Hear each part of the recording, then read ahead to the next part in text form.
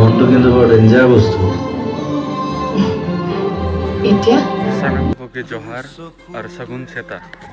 আজি আছিলে আমাৰ বি এ থাৰ্ড চেমৰ শেষৰটো এক্সাম, ডিজিটেল ফ্লুৱেঞ্চি। পৰীক্ষা শেষ কৰি আমি যাবলৈ ওলালোঁ চিনেমা চাবলৈ, মানে ৰৈ ৰৈ বিনালে চাবলৈ। চিনেমা হল পাই 3টা টিকেট কাটি ল'লোঁ আৰু এইফালে আমাৰ মৰমৰ জুবিন দা।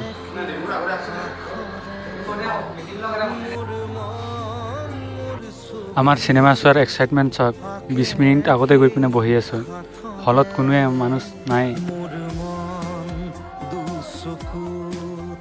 মানুহবোৰ আহিব ধৰিলে আৰু চিনেমাও আৰম্ভ হ'ল।